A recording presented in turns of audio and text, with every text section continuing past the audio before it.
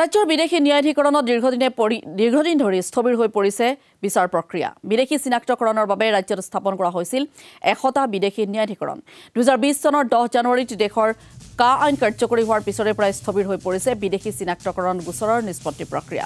লক্ষাধিক গোচৰ নিষ্পত্তি নোহোৱাকৈ পৰি আছে বিদেশী ন্যায়াধিকৰণত। এই সন্দৰ্ভত গৃহমন্ত্ৰী অমিত শ্বাহ আৰু মুখ্যমন্ত্ৰী ডক্টৰ হিমন্ত বিশ্ব শৰ্মালৈ পত্ৰ প্ৰেৰণ কৰিছে শিলচৰৰ এগৰাকী অধিবক্তাই। অধিবক্তা ধৰ্মানন্দ দেৱৰ দাবী, ৰাজ্যৰ 100টা TFP কোৰ্টত নিযুক্তি দিয়া সদস্যসকল প্ৰায় অনুপস্থিত থাকে আদালতত। তেওঁলোকৰ অনুপস্থিতিৰ বাবে লেহেমীয়া হৈছে বিচাৰ প্ৰক্ৰিয়া।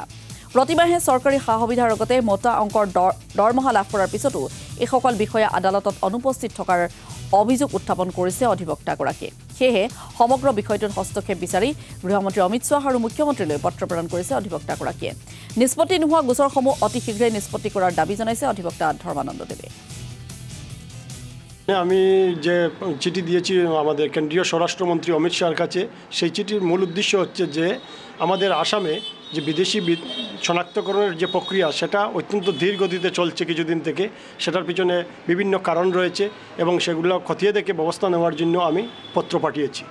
2020 সালের 10 জানুয়ারি আমাদের 1955 সালের নাগরিকত্ব আইন সংশোধন হয়েছে।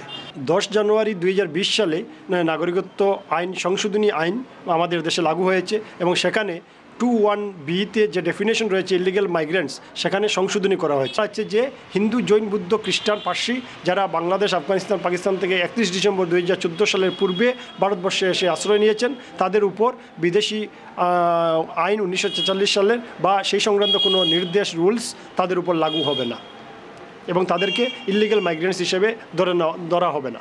এদেরকে বাদ দিয়ে অন্য যেসব ধর্মীয় সম্প্রদায়ের লোক রয়েছেন সেই সবের মামলা বিদেশি ট্রাইব্যুনালে দ্রুত গতিতে এগিয়ে যাচ্ছে না। এর কারণ কি সেটা খতিয়ে দেখার জন্য আমি দেশের স্বরাষ্ট্রমন্ত্রী এবং আমাদের রাজ্যের মুখ্যমন্ত্রী মাননীয় হিমন্ত বিশ্ব শর্মার কাছে পত্র প্রেরণ করেছি। যে